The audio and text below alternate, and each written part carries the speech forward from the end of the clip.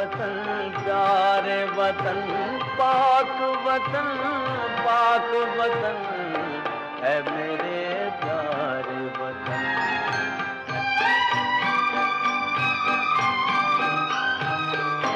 तुझसे मेरी है तमन्नाओं की दुनिया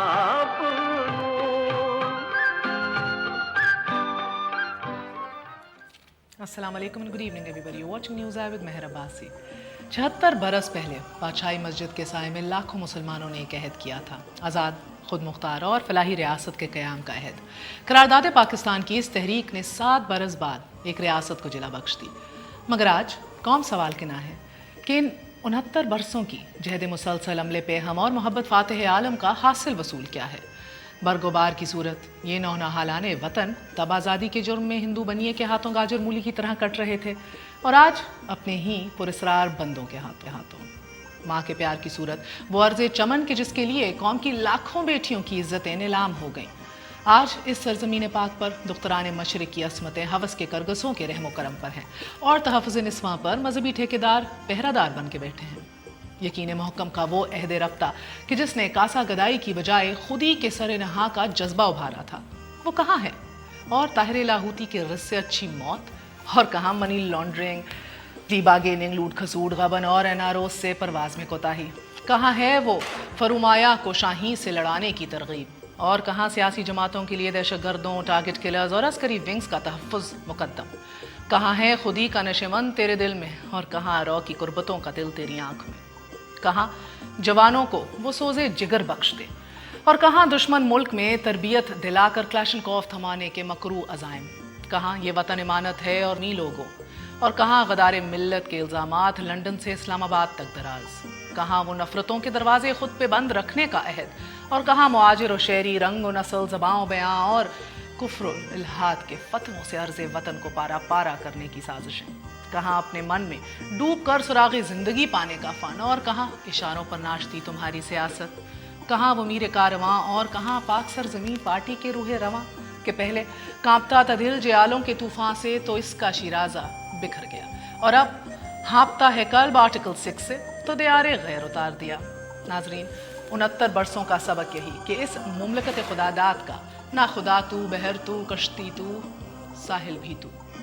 और कल क़याम के वक्त भी इस्टेब्लिशमेंट और इसका इदारा तगड़ा था, आज भी जोग्राफियाई सरहदों से लेकर नज़रियाती सरहदों तक इसी का राज। 69 सालों के बाद भी जमहूरियत और जमहूरियत पसंद जवां न हो सके। आज भी नज़रिया ज़रूरत के तहत डी चौक में धमाल और पाक सरजमी पार्टी के कमाल जारी हैं। 23 मार्च तजदीद अहद के इस दिन सख्त सिक्योरिटी में शानदार परेड के अजीम मुजाहिरे अपनी जगह, मगर करारदाद के उन 3 बुनियादी नुक्कात की अमली तस्वीर कहाँ है? शहरियान पाकिस्तान के तहफ़्फ़ुज़ की हमारे अजदाद की वो मनसूबाबंदी कहाँ है? कि आज भी तो हम नस्ल, ग्रोह, फ़िरके की बुनियाद पर अपनी ही गर्दनें उड़ा रहे हैं। एक छोटे से वक्फे के बाद पाकिस्तान के 7 अशरे और सियासत और एक करारदाद, उस पर गौर। Stay with us on news आई।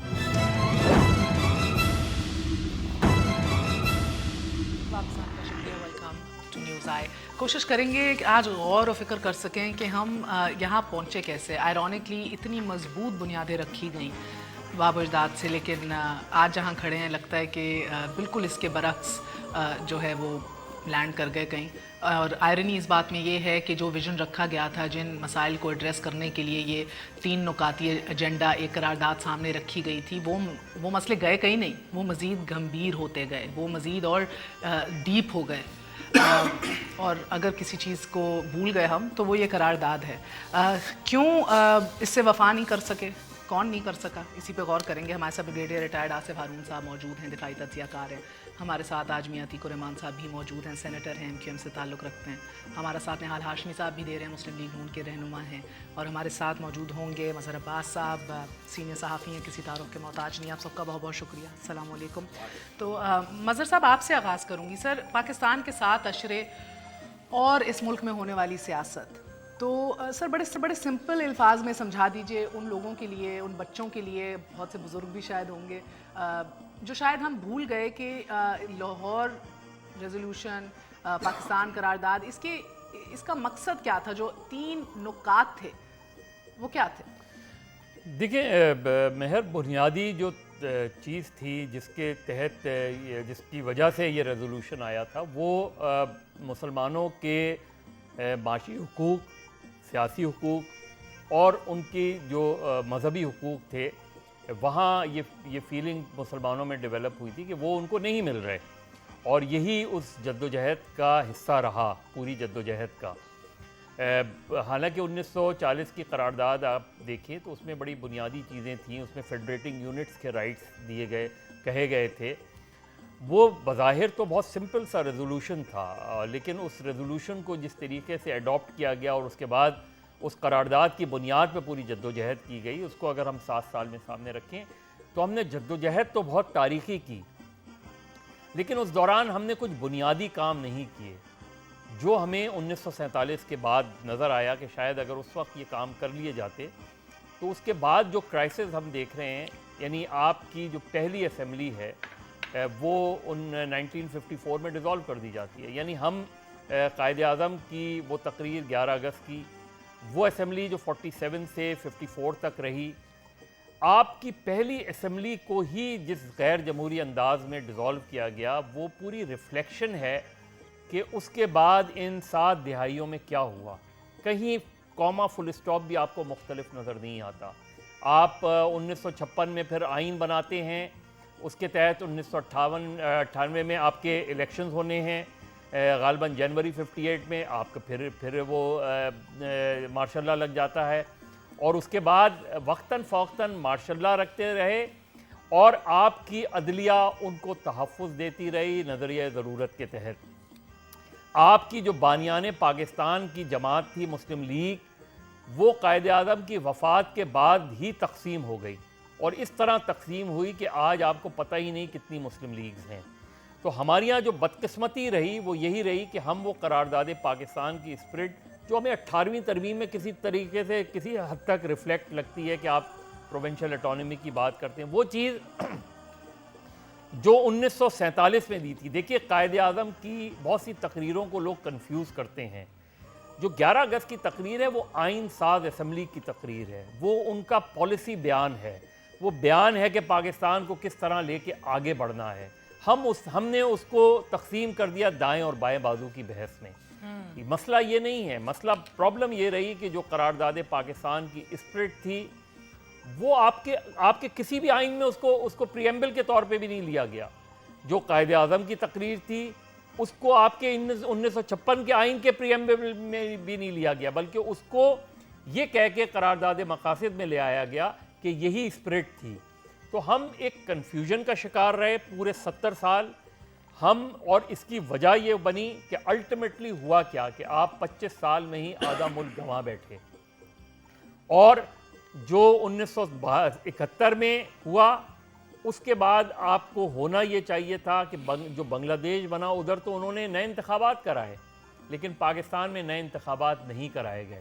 آپ نے 73 کا آئین بنایا، اسی اسمبلی میں جو 72 میں انٹرم گورنمنٹ بنی، اس کے بعد آپ نے 73 کا آئین بنایا، اور اس کے بعد بہت جلدی اسی آئین کی آپ دھجیاں اڑاتے رہے۔ 77 میں، حالانکہ 70 میں ہنا جیلانی کیس میں مارشاء اللہ کی بالکل ہمیشہ کے لیے دفن کر دیا گیا، لیکن 77 میں جب مارشاء اللہ لگا تو 1981 میں اس کو اسی سپریم کورٹ نے جو ہے وہ اس کو نظریہ ضرورت کے تحت صحیح قرار دے دیا۔ مشرف نے 12 اکتوبر 99 کو جو ہے ملٹری کو کیا، اور 2001 میں سپریم کورٹ نے نہ صرف یہ کہ اس کو لیگل قرار دے دیا بلکہ آپ نے مزید اس میں ترامیم کرنے کا اختیار بھی ایک آمر کو دے دیا۔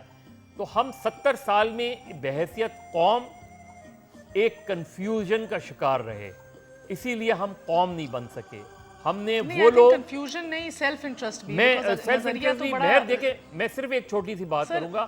میں اکثر سندھ اسمبلی جب جاتا ہوں تو وہاں میں وہ قرارداد پڑھتا ہوں جو سندھ اسمبلی نے پاس کی تھی، لیکن جس آدمی نے وہ قرارداد پیش کی وہ بعد میں پاکستان توڑنے کی بات کر رہا تھا۔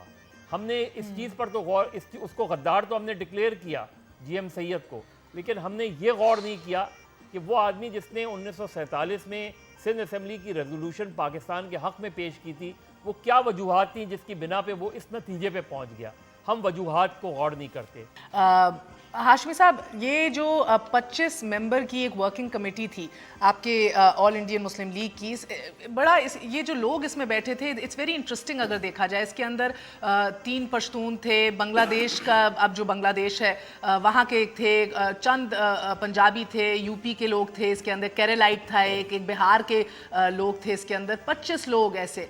एंड अपनी तमाम दानिश में, इज्तिमाई दानिश में ये 25 लोग जो हैं, इन लोगों ने इतना एक सिंपल ब्रिलियंट प्लान दिया 3 नुकात के ऊपर, एक लूज फेडरेशन, फिर यूनिट्स के लिए ऑटोनमी, सॉवरेंटी, और फिर अक़लियतों के लिए तहफ़्फ़ुज़, हर किस्म का रिलीजियस, कल्चरल प्रोटेक्शन। मगर हम ये देख ही रहे हैं हाशमी साहब कि चाहे जिस तरह भी कहा मज़हर साहब ने भी, मुस्लिम लीग हो, वो जितने मुख्तलिफ़ शक्लों में, धड़ों में बट गई, और आपसे पूछती हूँ क्योंकि आप तो नून हैं, आप कहते हैं कि आपने असल मुस्लिम लीग को आगे बढ़ाया, तो सर लूज फेडरेशन का concept even after 18th amendment, 18वीं तरमीम, आप तो आज उसको भी जस्टिस नहीं कर रहे ना, जो आइडिया हमारे फॉर फादर्स ने रखा था इस करारदाद में। जी बिस्मिल्लाहिर्रहमानिर्रहीम। एक बहुत ही मुदल्लिल ब्रीफ दिया मज़हर ने, जिसको मैं आप उस सब्जेक्ट को, उस पोर्शन को नहीं टच करना चाहूँगा। मैं ये समझता हूँ कि 1940 में जब ये करारदाद पेश हुई तो उस वक्त बरसग़ीर में एक स्टेक होल्डर थे। वो स्टेक होल्डर्स थे बरसग़ीर के वो मुसलमान, जो ये समझते थे कि उनकी इज्तिमाई जो ज़िंदगी है, खा वो माशी हो, माशराती हो, इंतज़ामी हो, तालीमी हो, मजहबी हो, वो उनको वो मौक़े नहीं मिल रहे हैं जिससे वो अपनी तशख़्ख़ुस का इज़हार कर सकें और अपनी ज़िंदगी में बेहतर ला सकें, उनके ऊपर कदगन है। तो वो एक स्टेक होल्डर थे, और वो एक स्टेक होल्डर जो थे वो सारे आके मुस्लिम लीग में जमा हुए, और उन्होंने ये जो रेजोल्यूशन पास की, उसमें ऑब्वियसली एक फेडरेटिंग यूनिट्स थी, और जिसमें तमाम इकाइयों को, जिस तरह से दीन में हमारे है कि आप कोई भी ज़बान बोले, कोई भी लिबास पहने, मगर वो उसके कुछ पैरामीटर्स है। इसी तरह से ये जो फेडरेटिंग यूनिट को इसी तरह इख्तियार दिया गया था कि कोई भी हिस्सा हो, मगर वो फेडरेटिंग यूनिट का हिस्सा होगा और वो अपने अपने अंदर रह करके इसको आगे बढ़ाएंगे। मगर 7 सालों के बाद जब पाकिस्तान बन गया, पाकिस्तान बनने के बाद स्टेक होल्डर्स बढ़ गए, और वो स्टेक होल्डर कौन थे? जो अंग्रेज़ को छोड़े हुए बैरोक्रेट्स थे, सिविल बैरोक्रेसी बिलखुसूस। उसने ये महसूस किया, जो इंतज़ाम चला रहे थे, कि शायद वो सबसे बड़े पाकिस्तान के स्टेक होल्डर है, शायद उनके ही कांधों पे इसकी ज़िम्मेदारी है कि इस मुल्क को आगे कैसे बढ़ाया जाए। शायद वो भूल गए कि वो अंग्रेज़ों के छोड़े हुए लोग थे, उनकी निशानी थी। अब इस मुल्क को गवर्न करने का दूसरा तरीका और सलीका होना चाहिए। ये उसी लाइंस पे पाकिस्तान के लोगों को सर्व करते रहे, या पाकिस्तान के लोगों से सर्विस लेते रहे, जिस लाइन पे ब्रिटिश इंडिया उन्हें छोड़ के गया था। एक ये स्टेक होल्डर थे। चंद सालों के अंदर अंदर अफवाज पाकिस्तान भी शायद ये समझने लगी कि वो भी एक बहुत बड़ी स्टेक होल्डर्स है, और उसके वजह से एक दूसरा स्टेक होल्डर पैदा हो गया। और फिर जो हमारे अंदर रऊसा थे, जो ज़मींदार थे या जो बड़े बिजनेसमैन थे, वो भी अपने आप को जो असल स्टेक होल्डर थे, मजलूम, महकूम, जो कमज़ोर मुसलमान थे बरसग़ीर के, जो हिजरत करके आए थे, या यहाँ पर भी जो कमज़ोर तबका था, वो कहीं कोने में बहुत दूर कहीं खो गया, और राब्ता जो डायरेक्ट था गवर्न करने का और जिनके ऊपर गवर्न किया जा रहा था, उनसे बहुत दूर हो गया। तो एक कनेक्टिविटी थी in between the common people of Pakistan, newly created Pakistan, और जो उनके ऊपर जो रूलर्स थे, उनमें बहुत बड़ा एक खलीज पैदा हो गया। और फिर सो कॉल्ड लोग आ गए, जिन्होंने अपने आप को शायद दानिश्वर समझ लिया, बहुत सारे लोग, हालांकि उनमें से शायद ही कोई दानिश्वर था। अगर पाकिस्तान में 2-3 दहाइयों में भी एक दानिश्वर पैदा हो गया होता तो शायद हम इस मुकाम पे ना होते। जो सियासी शोबा था, जहाँ पे आम लोगों को आइनी और उनको रियासती हुकूक देना था, वो बहुत दूर हो गया। पार्लियामेंट बनी नहीं। तो चाहे सियासतदान हो, चाहे सिविल ब्यूरोक्रेसी हो, मिलिट्री ब्यूरोक्रेसी हो इस मुल्क के अंदर, तो नज़रिया तो एक ही इस मुल्क में पनपता रहा है, वो नज़रिया ज़रूरत है हर एक के लिए, चाहे जुडिशरी हो। सो इट्स वेरी इंटरेस्टिंग आपने जो बात की। कि मैं वक्फा ले लूँ, फिर मुझे ब्रिगेडियर साहब आप बताइएगा कि जिस तरह वो कह रहे हैं कि इसमें तो हर एक ने अपना हाथ डाला है, हर एक ने अपना काम किया है, तो आज अगर कन्फ्यूजन नज़रिए की है और इसी के ऊपर कोई इत्तेफाक नहीं कर रहा, और एक ऐसी डॉक्यूमेंट इधर मौजूद है, मगर आज भी हम देख रहे हैं कि Sindhi nationalism, Pashtun nationalism, मुहाजिर nationalism, Bloch nationalism, Saraiki, हज़ारावाल, ये तो इश्यूज़ और गंभीर हो गए हैं। तो अब ये डॉक्यूमेंट बहुत सिंपलिस्टिक रह गई है, और do we need to redefine it? एक छोटे से वक्फे के बाद स्टे विद अस न्यूज़ आए।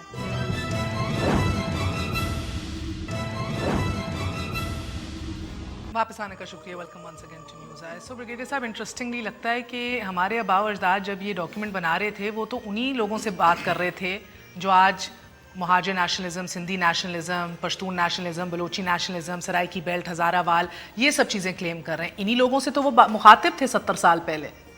आज भी यही चीख रहे हैं, रो रहे हैं और वही डिमांड्स हैं। देखिए जी, हमें अपनी तारीख़ को नहीं भूलना चाहिए।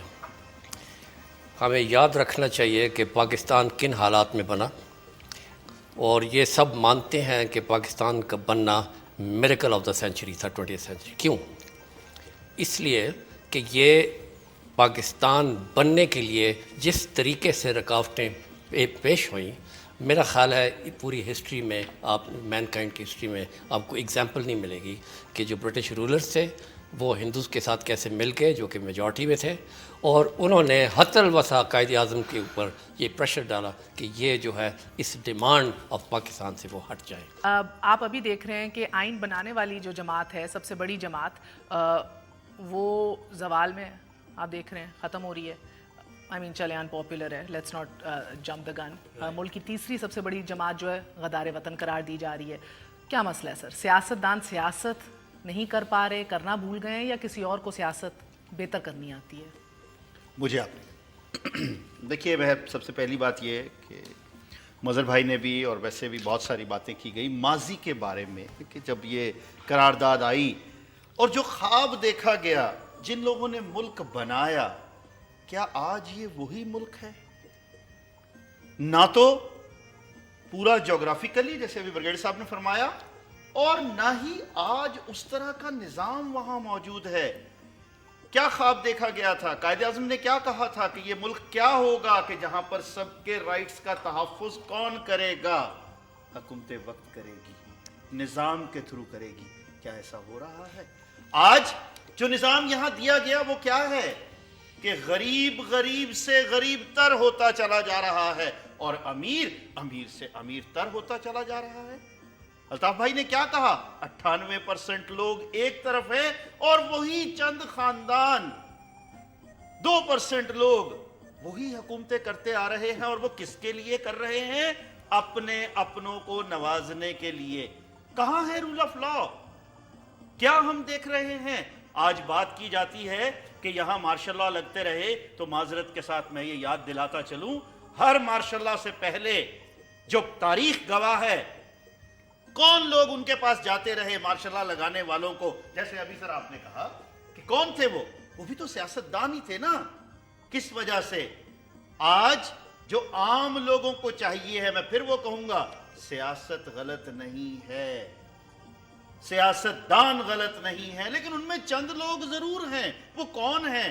वो सामने क्यों नहीं आते? दूसरी यहां बात हुई कि जी इकोनॉमिक डेवलपमेंट कोई नहीं हुई, सोशल डेवलपमेंट कोई नहीं हुई, बस एक डेवलपमेंट बहुत ज्यादा हुई जिसको हम कहते हैं पर्सनल डेवलपमेंट।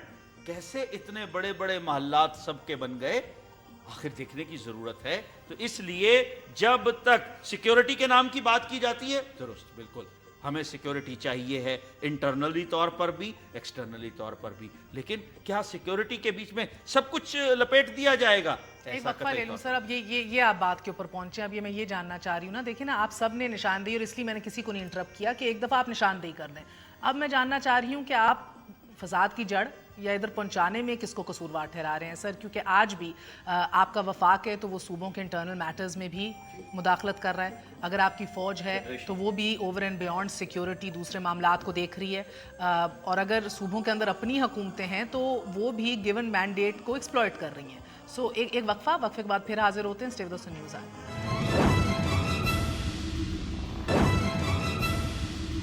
वापस आने का शुक्रिया। क्या ही बेहतरीन खराज तहसीन हम हर साल पेश करते हैं अपनी इस करारदाद को। अभी भी आप देखें तो लसानी ग्रोह, ज़बानी, फ़िरका वाराना हम में तकसीम है, मज़ीद बढ़ती चली जा रही है। ट्रिब्यूट है, क्या है, बेहतरीन शानदार परेड होते हैं। ملٹری ہارڈ ویئر دکھایا جاتا ہے. اینڈ یو نو شاید جس طرح بریگیڈیئر صاحب کہہ رہے تھے ہمارے ڈی این اے میں ہی ہے بھارت کے ساتھ جنگ, مگر ایٹ دا سیم ٹائم شاید اس دن کو استعمال کرنا چاہیے مظہر عباس صاحب ٹو ریفلیکٹ وہ کون سی مضبوط بنیادیں تھیں جو ہمیں جس نے ہمیں سیکیورٹی فراہم کرنی تھی, نہ کہ ہم اپنی انسیکیورٹیز پہ پلے کریں بٹ سیکیورٹی پہ پلے کریں. مجھے یہ بتائیے سر کہ ہم یہاں پہنچے کیسے ہیں آپ کے نزدیک؟ آپ نے تاریخ سب نے بتا دیا آپ لوگوں نے بیٹھ کے اپنے اپنے پرسپیکٹو سے. سر کس کی کیا غلطی تھی؟ آج بھی آپ دیکھ رہے ہیں رائٹ ناؤ اس کی درستگی کا بھی تقاضا کوئی نہیں کر رہا. وفاق ہے تو وہ صوبوں کے ایشوز کے اندر مداخلت کر رہا ہے, فوج ہے تو وہ سیکیورٹی اور ہماری سرحدوں کی حفاظت کرنے سے اوور اینڈ بیونڈ اس مختلف کاموں کو دیکھ رہی ہے, اور اپنی اگر پروونشل گورنمنٹس ہیں تو وہ بھی ایکسپلائٹ کر رہی ہیں گیون مینڈیٹس کو. دیکھیں مہر, ہم بنیادی ریفارمز نہیں کر پائے نا. آپ اپنے مقابلے میں اپنے پڑوسی ملک کو دیکھیں, انہوں نے پہلے 10 سال میں لینڈ ریفارمز کر دیں, فیوڈلزم کا خاتمہ کر دیا انہوں نے. ہم نے فیوڈلزم کو مضبوط کیا, اس کو طاقتور بنایا. ہم نے 70 تک تو لینڈ ریفارمز کی طرف دیکھا ہی نہیں, اس کو پارلیمنٹ میں بھی پہنچا دیا. پھر ہم نے جمہوری نظام واضح نہیں کیا, اس کو ہم پہلے دن سے اس کو توڑتے رہے, اس کی راہ میں رکاوٹ ڈالتے رہے. اس میں آپ کہیں سیاستدان ذمہ دار ہیں, اس میں بیوروکریسی ذمہ دار ہے, اس میں ملٹری اسٹیبلشمنٹ ذمہ دار ہے, لیکن اس میں بنیادی ذمہ داری عدلیہ کی ہے جو اس کو پروٹیکٹ کرتا رہا, جو نظریہ ضرورت کے تحت جسٹیفائی کرتا رہا. مولوی تمیز الدین خان کے فیصلے سے لے کر آپ جو 2001 کے فیصلے تک دیکھ لیں, آپ کی عدلیہ نے آمریت کو تقویت دی.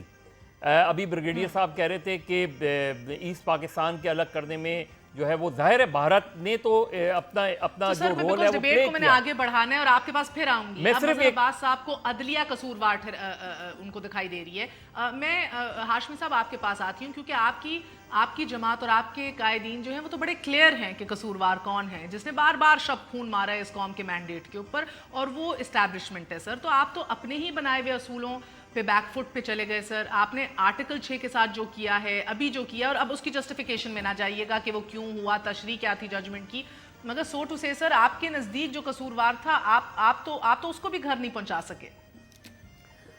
دیکھیں مہر, بات یہ ہے کہ ہم نے کوئی فریم ورک نہیں بنایا گورننس کے لیے, اور یہ شاید اس لیے ہوا کہ ہمارے پاس لیڈرشپ قائد اعظم کے بعد حسین شاہ کے بعد بھٹو صاحب, اور اس کے بعد پھر اب جا کر کے جب نواز شریف صاحب آئے 1990 میں, اور اس نے ایک بڑی ویژنری لیڈرشپ دی کہ ملک کے انفراسٹرکچر کو ڈیولپ کرنا, عام لوگوں کے ساتھ معاملات کو ٹھیک رکھنا, آئینی تقاضے کو پورا کرنا, ہر ادارے اپنے آئین کے ڈومین میں رہ کے کام کرے.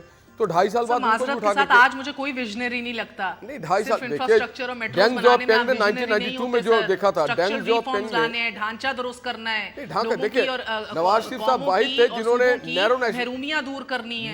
مہر نیرو نیشنلزم پہلے بھی تھا, پاکستان کے بننے سے پہلے بھی جی سندھ اور وہ اس طرح کی چیزیں تھیں اور پختونیزم کی بات ہوتی تھی, مگر نواز شریف صاحب نے آ کر کے نیرو نیشنلزم کو قومی دھارے میں لایا. وہ جو کانسیپٹ ہمیں اس قرارداد میں ملتا ہے جس کے اندر ڈیفنس ہو گیا, آپ کا ٹریڈ ہو گیا, آپ کے ڈپلومیٹک ریلیشنز ہو گئے, ڈپلومیسی, یہ چیزیں ہو گئی. آپ دیکھیں چارٹر آف ڈیموکریسی کیا تھی, چارٹر آف ڈیموکریسی اس لیے بنائی گئی تھی دیر سے صحیح, مگر چارٹر آف ڈیموکریسی اس لیے بنائی گئی تھی کہ تمام سیاسی جماعتیں اپنے دکھی ہیں, سو اپنا کردار ادا کریں اور ادارے اپنے ڈومین میں رہ کے کام کریں. مگر ہماری بدقسمتی ہے, آج ریئل ایشوز کو تھوڑا سا ڈسکس کر لیں. سر لوز فیڈریشن کا کانسیپٹ اور 18ویں ترمیم کے بعد اٹانومی, اس کو یقین عملی جامہ پہنانے میں آپ کی جماعت نے وفاق میں بیٹھ کے شاید اتنا کام نہیں کیا جو آپ کر سکتے تھے. نہیں, یہ کام جتنا ہمیں کرنا چاہیے تھا اس سے زیادہ صوبے کو کرنا چاہیے تھا. آج بھی دیکھیے کراچی میں کیا ہوتا ہے کہ سندھ کی جو حکومت ہے وہ KDO کو سندھ حکومت میں لے لیتی, جو شہری حکومت کی جو ذمہ داریاں ہیں, جو ضلعی حکومت کی ذمہ داری وہ اپنے قبضے میں لے لیتی. تو ہماری ابھی کہیں نہ کہیں وڈیرا مائنڈ سیٹ پہ بیٹھا ہوا ہے کہ ہم اپنے رائٹس کو اپنے جو نظریہ ضرورت, اگین نظریہ ضرورت, ہاشمی صاحب آپ کی باتوں سے بھی نظریہ ضرورت, کیونکہ یہ نہیں کرتے تو ہمیں آگے کرنا پڑتا ہے. ہم تو کہتے ہیں کہ صوبائی گورنمنٹس کو بھی چاہیے, صوبائی اسمبلی کو چاہیے کہ وہ اپنے فرائض ادا کریں اور اپنے لوگوں کو پاور ڈیلیگیٹ کریں اور اپنے ایسٹ کریں اپنے طاقت کو اور اپنے فرائض کو. اس میں کوئی شک کی بات نہیں ہے. جب ہم بات کرتے ہیں وفاق کی تو وفاق کو یہ بڑے بھائی کی طرح چلنے والی بات ہے، اور جو صوبے ہیں ان کو بھی اپنی طرف دیکھنا ہے. لیکن جب ہم پارلیمنٹ میں جاتے ہیں دونوں ہاؤسز میں، تو جو جن کا تعلق چھوٹے صوبوں سے ہے یا ریموٹ ایریاز سے ہے وہ قطعی طور پر اپنے آپ کو مطمئن نہیں دیکھتے. پھر میں اس حکومت کی کوئی مخالفت، یا ٹھیک ہے پرائرٹیز ہوتی ہیں جو بھی ہیں، اس حکومت کی اپنی پرائرٹیز ہیں. جب ہم بات کرتے ہیں سڑکوں کی، پلوں کی، ریل کی اور ساتھ ہی میٹرو کی، تو that is not the development. جو قوم کی ضرورت ہے ڈیولپمنٹ میں وہ ایسا نظام ہے کہ جس میں سب کو جسٹس مہیا ہو، جس میں سب کو رہنے کے لیے، کھانے کے لیے، کاروبار کرنے کے لیے. آج فیکٹریاں بند ہو رہی ہیں، روزگار جو ہے وہ تنگ ہوتا چلا جا رہا ہے. آپ ذمہ دار کسے ٹھہراتے ہیں سر؟ دیکھیے ذمہ دار تو میں وہی کہوں گا کہ جو گورننس کے لوگ ہیں، اگر ان کی گورننس اس طرح کی نہیں ہوگی تو ذمہ دار تو وہی لوگ ہیں نا. پھر ہم Be more specific, please. You have also been in the governments for the last decade, sir. It is. تو ادھر آج ادھر ہم کھڑے ہیں اس میں آپ کا بہت بڑا ہاتھ ہے. آپ جی کا بالکل وہ میں ہے ایگری نا کرتا ہوں، لیکن ہمارا جتنا ہاتھ ہے ہمیں اتنا ہی قصوروار ٹھہرائیے. ہم تو آج بھی کہہ رہے ہیں کہ اس کا حل جو دیا گیا ہے بڑا سر، آسان، کوئی اور مانتا ہے کہ آپ کا بڑا لمبا ہاتھ بڑا ہے؟ آسان. 20 صوبے بننے چاہیے جو کہ ایڈمنسٹریٹو بنیادوں پر، کوئی لسانی بنیادوں پر نہیں، کوئی کسی ایک جگہ کے اس پر ایڈمنسٹریٹو بنیادوں پر، تاکہ عام لوگوں کو ان کے دروازے پر کچھ چیزیں مہیا کی جا سکیں. آخر کیا ارد گرد کے اگر ہم دوسرے ممالک کو دیکھتے ہیں تو ان کی ترقی آپ کیسے ہوئی؟ ہمیں کوئی تو رول ماڈل لے کر چلنا ہے نا. لیکن یہاں پھر میں کہوں گا کہ جن لوگوں کی بڑوں کی ترقی ہو رہی ہے وہ دے ڈیم کیئر اباؤٹ اٹ، کہ عام لوگوں کو گاؤں میں کیا مل رہا ہے، پینے کا پانی مل رہا ہے کہ نہیں. میں صرف ایک چیز کہتا چلوں، آج ہماری قوم میں 1.25 کروڑ لوگ ہیپیٹائٹس کے مریض ہیں، صرف کس وجہ سے کہ پینے کا صاف پانی ان کو نہیں مل رہا. لارجر پکچر اگین بریگیڈیئر صاحب، تو مسئلہ یہ ہوا کہ اس قرارداد نے بات کی کہ جو چھوٹے یونٹس ہیں ان کو اتنی سوورنٹی اور آٹونومی دے دو کہ وہ خود تعین کر سکے نا ان کو کیا ضرورت ہے. یعنی ضروری نہیں ہے کہ ڈھاکہ میں جو ڈھاکہ میں چاہیے وہی کوئٹہ میں چاہیے، جو کوئٹہ میں چاہیے سری نگر میں چاہیے، یا وہی چیز فار انسٹنس بھاولپور میں چاہیے. یا اب مسئلہ یہ جو انہوں نے بات کہی ہے. سر، ہماری تاریخ بتاتی ہے کہ اس کا فیصلہ تو آپ کے ادارے نے اپنے ہاتھ میں لے لیا کہ ہم فیصلہ کریں گے کہ اس کو کیا چاہیے اور کس طرح سے چاہیے. ایسا کیوں ہوا سر؟ ان کو ہی دیکھ لیجئے سر، کسی کچھ مومنٹس آف ہسٹری میں آپ نے 9 سال بعد 1956 کانسٹیٹیوشن بنایا. میرا سوال پورا ہونے دیں سر. کبھی یہ محب الوطن ٹھہرے، کبھی یہ غدار ٹھہرے، پھر محب الوطن ٹھہرے، پھر آج کل غدار ہیں پھر سے. تو سر، نیشنل سیکیورٹی، نیشنل انٹرسٹ کو ڈیفائن کرنے میں آپ کو نہیں لگتا کہ بہت سی سپیس آپ نے لے لی؟ نہیں دیکھیں، سپیس زبردستی نہیں لی جا سکتی، دی گئی سپیس دی جاتی ہے. آپ جن کا کام ہے اگر وہی اپنا کام نہ کریں تو پھر دوسرے تو آئیں گے، یا باہر سے کوئی آ جائے گا اور یا پھر اندر سے کوئی کرے گا. اور آپ نے دیکھا کہ جب بھی مظہر صاحب پوچھ رہے ہیں، بریگیڈیئر صاحب مظہر صاحب آپ سے پوچھ رہے ہیں کہ کیوں آئیں گے. جی وہ دیکھیں، آپ نے 58 میں نے بتایا نا 7 پرائم منسٹر چینج ہوئے، چندری گڑھ نے 3 دن صرف گزارے، تو مجبور ہو کے پوری دنیا میں چینج ہوتے ہیں، ہندوستان میں بھی چینج ہوتے ہیں. وہ گولڈن پیریڈ تھا آپ کا، that was a golden period, اور وہ لکھا گیا ہے. ضیاء الحق کو جتنا بھی آپ برا بھلا کہیں، اس نے بھی 7% رکھی، باوجود اس کے کہ 10 سال جنگ بھی ہم آپ کہہ رہے ہیں کہ فوج نے بار بار سپیس اس لیے لی کیونکہ اس کو دی گئی اور وہ مجبور تھی. نہیں، مجبور نہیں تھی. آفٹر آل دیکھیں نا، بات یہ ہے کہ ملک کو تو چلانا ہے نا، کیونکہ جو پولیٹیشنز ملک کو چلانا آپ کا کام تو نہیں ہے نا. گورننس میں بہت زیادہ کمزوری دکھائی ہے اور کرپشن بہت بڑھ چڑھ کے. مظہر عباس صاحب، آپ نے سب کے جواب سنے. آپ عدلیہ سے ہم سٹارٹ ہوئے، گھوم پھر کے بریگیڈیئر صاحب نے گندے سیاستدانوں کے اوپر بات ختم کی. تو سر، یہ تو وشس سائیکل ہے، یہ تو چلتی جائے گی. ذرا گندے سیاستدانوں کو کس نے استعمال کیا، یہ بھی ایک تاریخ ہے ہماری. 1977 میں ایگریمنٹ ہوتا ہے، مارشل لا لگ جاتا ہے، چلیں لگا دیا مارشل لا. آپ نے ایک ایکسٹرا آرڈنری سچویشن تھی. 90 روز کا آپ نے وعدہ کیا الیکشن کرانے کا. 90 روز کے بعد کون سی ایسی سچویشن ابھری کہ جس کی بنا پہ آپ نے انتخابات ملتوی کر دیے. 79 میں آپ نے جوڈیشری پہ پریشر ڈال کے اس وقت کے منتخب وزیر اعظم کو پھانسی چڑھا دی.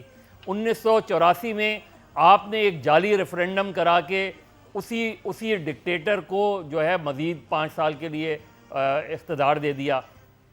یہ ہم کرتے رہے ہیں بدقسمتی سے 88. اور یہ چیز وہ نہیں ہے جو فیکٹس نہیں ہو. دیکھیے 88 میں جنرل حمید گل مرحوم کا خود بیان موجود ہے, انٹرویو موجود ہے کہ آئی جی آئی کیوں بنائی گئی ایک پارٹی کی کو لینڈ سلائیڈ روکنے کے لیے. یہ ہمارے یہاں مسلسل, اور اصغر خان کیس آپ کے سامنے ہے, کس نے پیسے دیے, کس طریقے سے پیسے دیے گئے. آپ نے تو خود کرپٹ کیا پولیٹیشنز کو, آپ نے تو خود ان پولیٹیشنز کو یوز کیا اگینسٹ ادر پولیٹیشنز.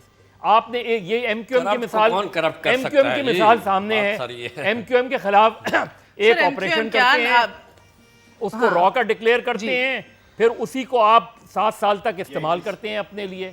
آپ نے خود ہی استعمال کیا. 99 سے 2007 تک کون سی اسٹیبلشمنٹ تھی, کس اسٹیبلشمنٹ نے ایم کیو ایم کے سر پہ ہاتھ رکھا ہوا تھا؟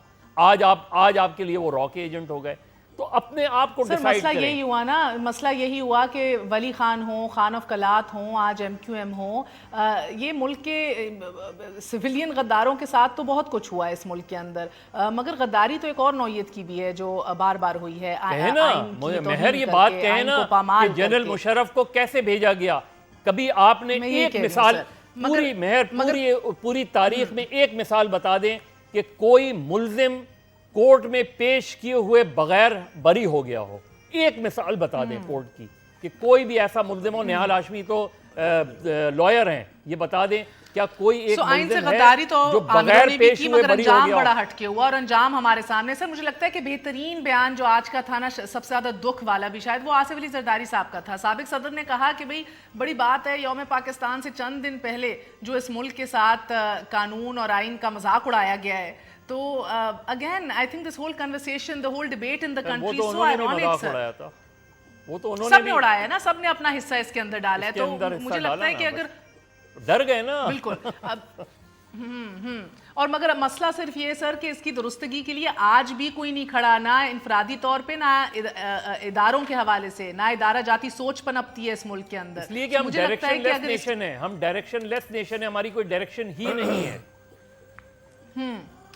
سو یعنی کہ مجھے لگتا ہے وہ 25 رکنی کمیٹی, اللہ انہیں جنت فردوس میں جگہ دے, مگر جنہوں نے شروع میں قرارداد بنائی وہ تو آج خون کے آنسو روتے اگر وہ زندہ ہوتے تو, کہ ہر ادارے نے. نہیں, اتنی ڈپریسنگ سٹوری بالکل نہیں ہے. کیوں نہیں ہے پاکستان 1947 کا پاکستان دیکھیں, Who has done justice to this resolution, sir? It is altogether a سر اقلیتیں ادھر محفوظ نہیں ہیں, کسی کو تحفظ فراہم نہیں ہے, لوز فیڈریشن ادھر نہیں ہے, اٹانومی اور سوورنٹی پروونسز کو ادھر نہیں ہے.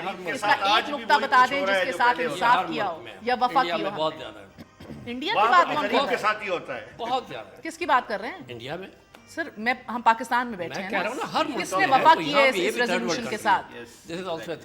کس ادارے نے وفا کی ہے اس ریزولوشن کے ساتھ, مجھے یہ بتا دیجئے. میں یہی تو بات کر رہا ہوں. سیاستدان نے اگر سیلف انٹرسٹ دیکھا تو ہمارے اثر پھر ایک ادارے نے بھی تو یہ سوچا کہ اس کو بہتر پتہ ہے کہ ادارہ کبھی بھی خراب نہیں ہے, نہ تو پارلیمنٹیرینز خراب ہے, نہ پارلیمنٹ خراب ہے, نہ آپ افواج پاکستان کو غلط کہہ سکتے ہیں. چند لوگ ضرور ہیں, سر وہی چند لوگ اوپر ہوتے ہیں نا. ہمیں اداروں میں جو وہ چند لوگ ہیں ان سے ہی جان چھڑانی ہے. تو خدا کرے سر معذرت کے ساتھ اگر آپ برا نہ منائیں, سر برا نہ منائیں, آپ کو بھی تو یہی کہا جاتا ہے ایم کیو ایم خراب نہیں ہے, قائد خراب ہے. نہیں, قائد کو نہیں ہے, ہم تو مسئلہ سمجھے نا, اداروں کا اگر مسئلہ ہے تو وہی مسئلہ ہے کہ جو مسئلہ یہی ہے سر کہ جو سر individuals have taken precedent over institutions in this country. That's the مسئلہ not individuals, few. وہ فیو ہی ہو گئے نا, فیو ہی ہو گئے. جی دیکھیں فیو, یہ میں اس سے ایگری نہیں کرتا. یہ جو ہم اسکیپ اپنے آپ کو بچانے کی کوشش کرتے ہیں نا, یہ چند سیاستدان خراب ہیں. آپ کا پورا, معاف کیجئے گا عتیق صاحب, آپ کا پورا سیاسی جمہوری کلچر ہی خراب ہے. آپ نے سیاستدانوں نے, سیاسی جماعتوں نے اس ملک میں جمہوری کلچر کو فروغ ہی نہیں دیا. آپ نے اپنی جماعتوں کے اندر جمہوریت کو فروغ نہیں دیا. آپ نے اس ملک کی ڈیموکریسی, آپ لوگ جا کے سازشوں کا حصہ ہوتے رہے. میں صرف آپ کی بات نہیں کر رہا, سیاستدان کی بات کر رہا ہوں. مظہر بھائی وہ وہی لوگ ہیں جن کے ہاتھ میں سب کچھ رہا. نہیں سر, یہ چند لوگوں کی بات نہیں کریں آپ. مجھے آپ کی پاکستان کی, جنہوں نے پاکستان کو ہمیشہ اپنے قبضے میں رکھا, پاکستان کی مین بہت بہت شکریہ, میرا وقت ختم ہو گیا ہے. آپ سب کو سب کا شکریہ ادا کرتی ہوں, کیونکہ یہ آج نہ جمہوری پاکستان ہے, نہ نظریاتی پاکستان ہے. معاف کیجیے گا, یہ پلی بارگین کا پاکستان ہے. اور بہت دکھ کے ساتھ افسوس بھی ہوتا ہے آباء و اجداد کے حوالے سے, ان کی کاوشوں قربانیوں کے حوالے سے, لیکن زیادہ افسوس ہوتا ہے اپنے بچوں کے حوالے سے. ہمیں تو ورثے میں مل گیا, ہم نے جو کیا وہ بھی دیکھ لیا, ہم آگے جو دینے جا رہے ہیں وہ بھی ابھی اتنا پلیزنٹ نہیں لگ رہا, کیونکہ ریفارمز اور اسٹرکچرل ریفارمز اور درستگی کسی کے ایجنڈے پہ نہیں ہے. گڈ نائٹ, اللہ حافظ.